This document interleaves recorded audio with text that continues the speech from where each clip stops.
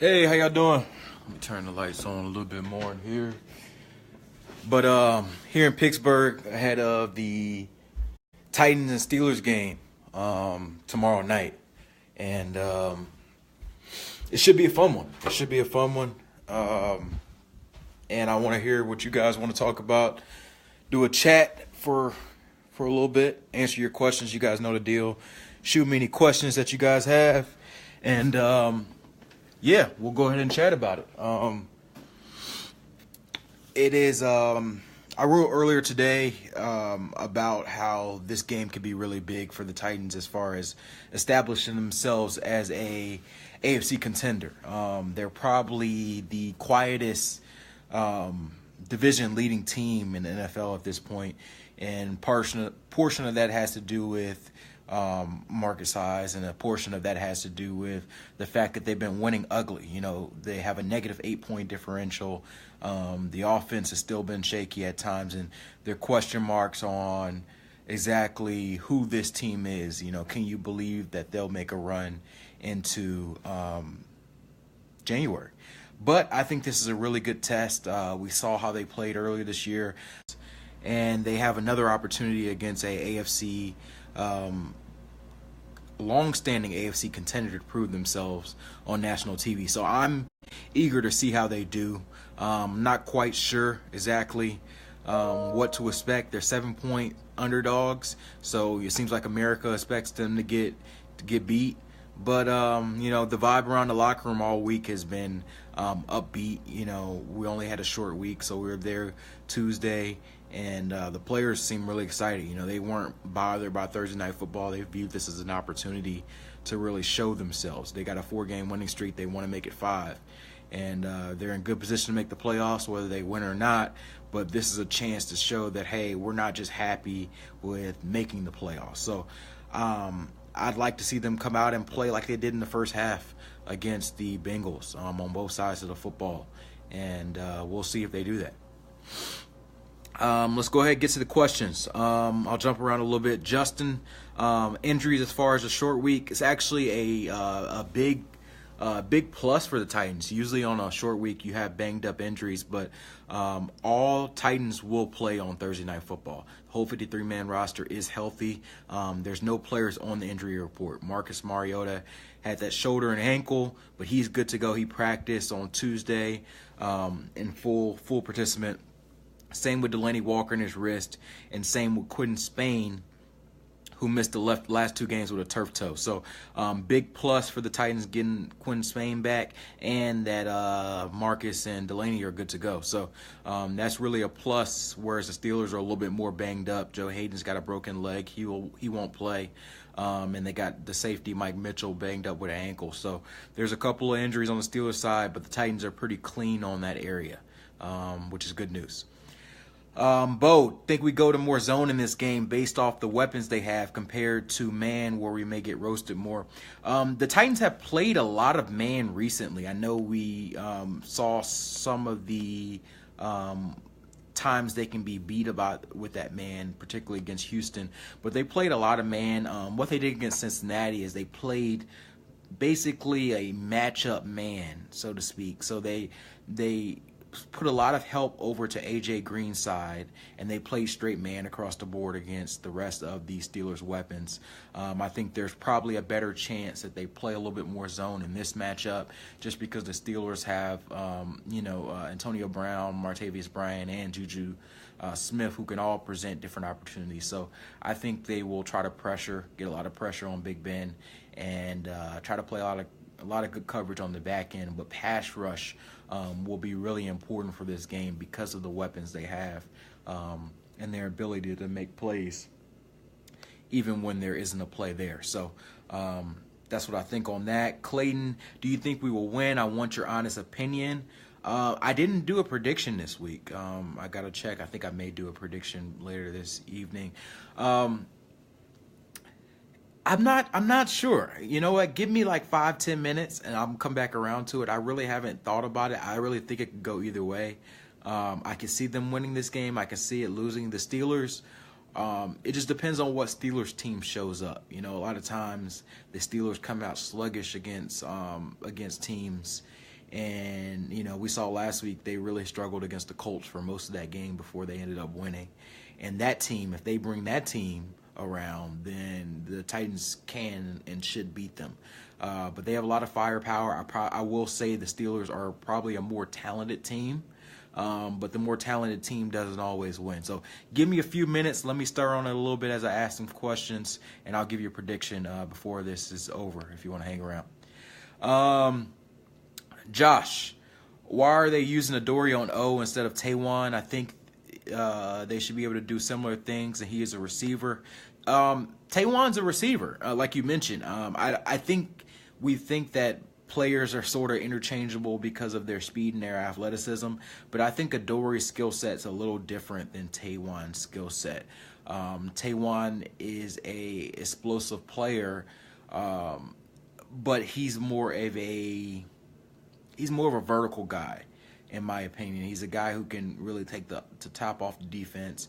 He's the guy who can really affect teams with his breakaway speed, whereas Adoree has that sudden quickness that he can use out of the backfield. He's a returner, so he has more of that natural ability to get it in the backfield, read his holes, and cut up field and get where he needs to go. He's played some running back in college. Being a returner, you know your lanes a little bit more. It's probably the same reason why Taywan hasn't been a returner. Certain skill sets aren't necessarily interchangeable. Taywan hasn't grown up as far as reading holes in the backfield, so he's not necessarily a great fit as playing running back. You got to learn how to do the handoff and make that naturally. You've got to be able to hit the hole quickly. Some of those things that go on that we don't see pre-snap are important for a lot of players to have, and I think that's why Adoree is a good fit, because he has some of those natural abilities from playing all three phases, whereas Taywan, you want him really to work on his receiving skills and work on being a better receiver at this point. But I do agree. I'm a fan of getting Taywan the ball. So I think we saw how he performed when he got the ball earlier. But I don't think that he's in the backfield in that scenario for a reason. We've seen him doing sweeps. We've seen him in different scenarios in offense and getting the ball into his hands. But I believe there's a reason we haven't seen him in the backfield as a running back. And Jeremy, would you agree the remaining schedule for the Titans is much tougher than the Jags? If so, are you thinking wild card more than winning the division? I looked at this a little earlier. I think that there is a very good chance that both the Jaguars and the Titans make the playoffs. Whether the Titans win a division, whether the Jags win a division, I think there's a good chance both of these teams make the playoffs, and I think that's a strong one is a statement for the AFC wildcard picture, which is really weak. I saw some, when Tyrod Taylor got benched earlier, that really puzzled me, because the Bills are technically the number 6 seed in the playoffs, and they're 5-4, and they probably were supposed to be one of the worst teams in the league, and now they're in good positioning. But it won't last long now that they put the rookie in. So I don't really know who's going to end up being that 6th playoff team. You've got a bunch of teams under 500 as far as the Raiders, the Chargers, the Ravens, the Dolphins. A lot of teams are under 500. One of those teams are probably going to end up winning that other wild card spot. And then you've got the Titans and Jags, who are 6-3. So they've got a 2-game lead over the other AFC teams. So I think there would need to be a collapse for the Titans and the Jags for them both not to make the playoffs. As far as wild card versus division, I don't really think you look at that at this point. I think that Week 17 matchup here in Nashville, when Jacksonville comes up to Nashville again, there's a good chance that decides the AFC South. The Titans have already won the first game, but the problem is if you lose that game, even if you're tied with the same record, Jacksonville has a lot of the tiebreakers as far as AFC South record, as far as AFC conference record. So you're in a situation where the Titans, if they split with the Jags as far as the head-to-head, there's a good chance they would lose the division based on tiebreakers. But if they beat the Jags and they're 2-0 and they both have the same record, obviously they would get in. So I think the Jags do have a easier schedule. I think they still have the Browns and the 49ers left. whereas the Titans' easiest game is the 49ers. I do think it is not as difficult for the Titans as it may be for most teams.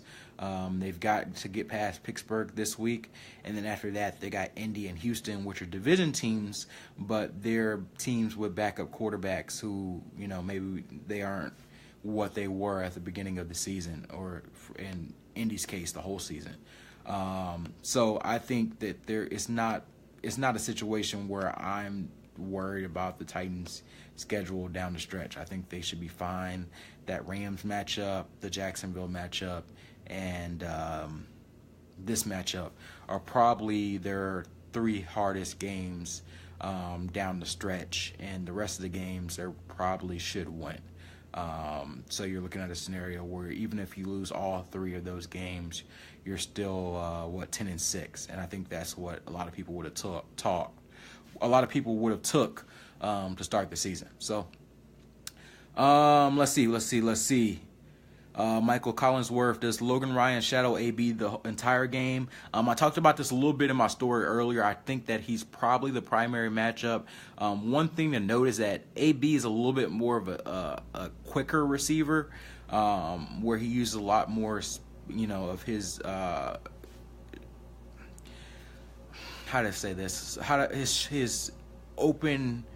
his open short yard speed rather than his long speed. He can take off on guys, but he's more of a quick twitch player, which Logan Ryan hasn't, seen a lot of those guys this year. I'm interested to see how he matches up. He seems to be more of a guy who can play well against physical guys. He did a pretty good job against AJ Green, a bigger, more traditional number 1 X receiver, but Antonio Brown's a little bit of a different build. So I think he's probably the best, maybe top, if he's not the best, probably top 2, top 3 receiver in the league.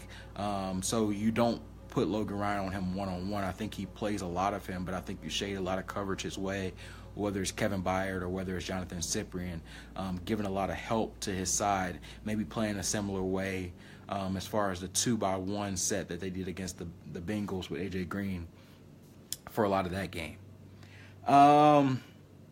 Let's see. Hey, Mom. Let's see. Did you ask Adoree who won matchups more in practice between him and Juju? Yeah, I joked with him about Juju earlier. Obviously, he gonna say himself. Adoree's a confident dude. If I ask Juju might probably say a different thing.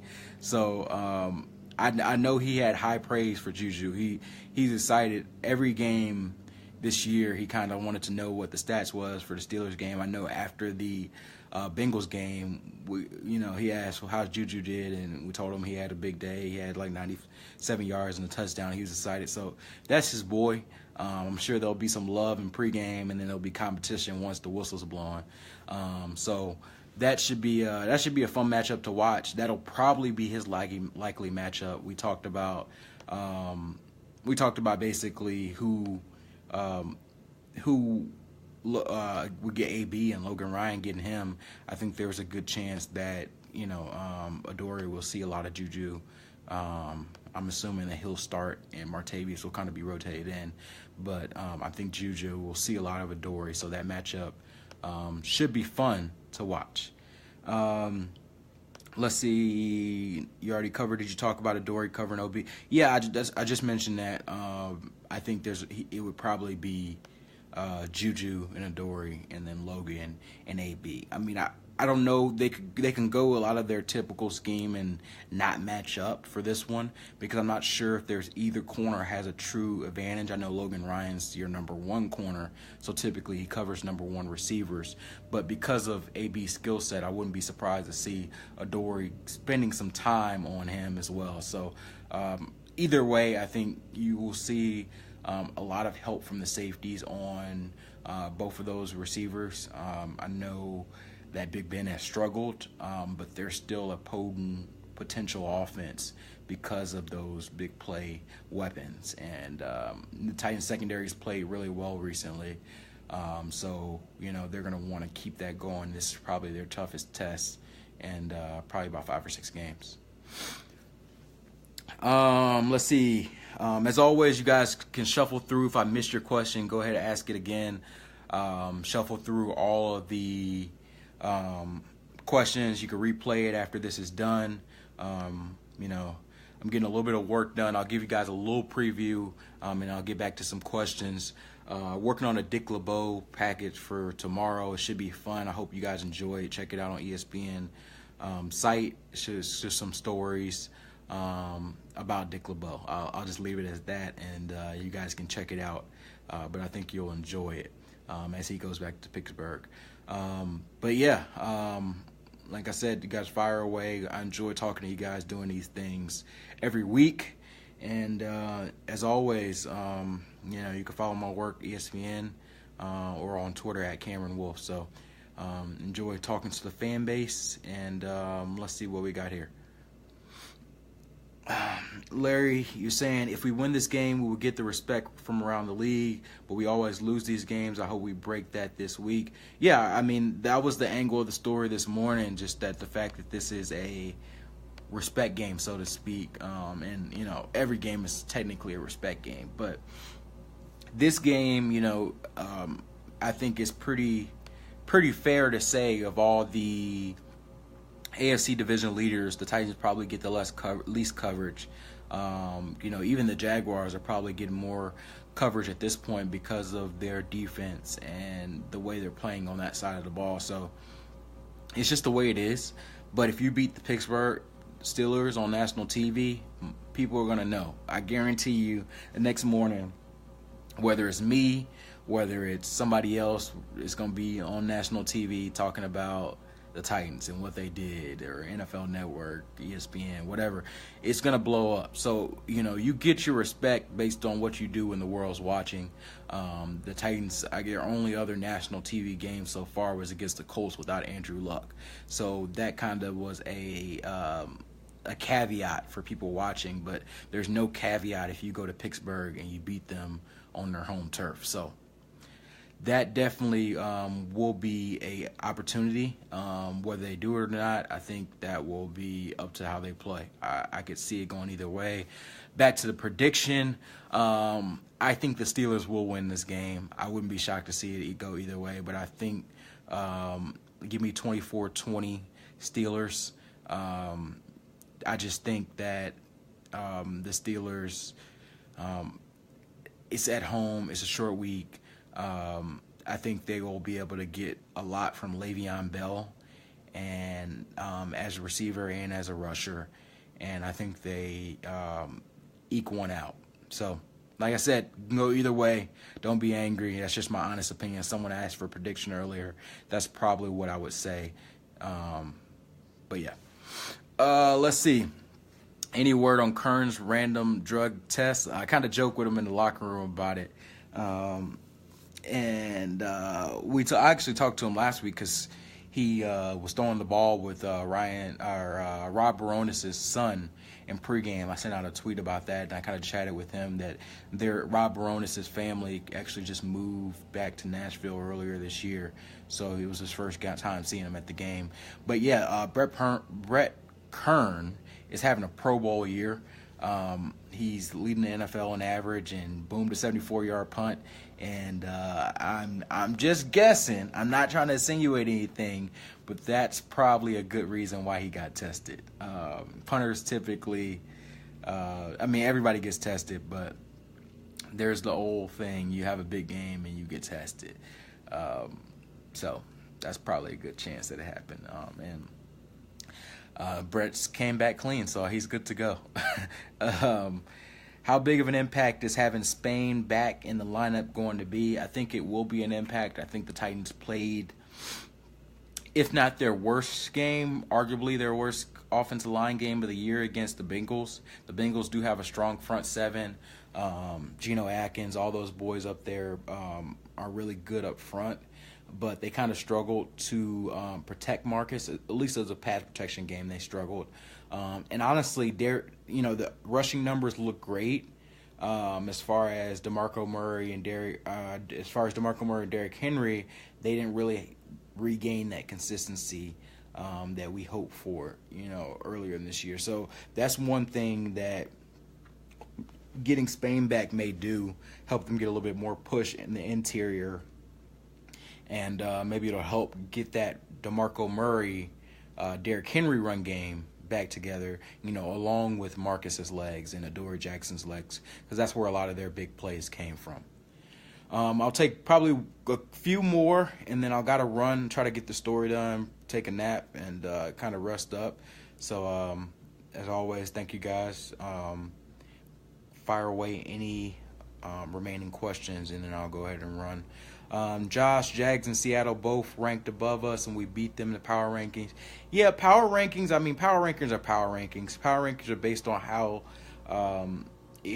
America views these teams. And like I mentioned, Seattle and Jacksonville are both getting more publicity than the Titans, who are kind of winning quieter games, whereas the Jags are smashing teams with defense. Seattle's got the Russell Wilson throwing for 400 yards on a given day. And the Titans are just sort of winning. Byard was having a good string of interceptions, and that was really what was the individual play that was sitting out. But altogether, it's really been a solid team effort as far as the winning. There hasn't been one thing that has stood out. So I think that it should be a. I'll tell you this: if they beat the Steelers, they probably would jump ahead of the Jaguars. I think a lot of people are eager to see whether the Jaguars stay up or whether they fall back down. Me too, because I don't believe in Blake Bortles, but I believe in that defense. So which one wins out? And I think we'll see that throughout the rest of the months. But power rankings aren't going to win anybody championships. Wins do. So, you got to get the respect. 24-10 Steelers. Yeah, like I said, I wouldn't be surprised to see it anyway. I think the Titans, like I said, the Steelers are a better team talent-wise, in my opinion. I could definitely see the Titans coming out here and winning an ugly game.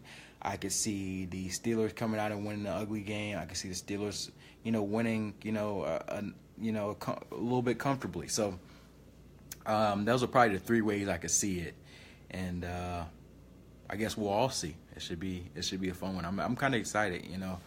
I'm not gonna lie to y'all. The last 4 games have been, it's the Ravens, the Bengals, the Browns. Who else did they play? Ravens, Bengals, Browns, Colts.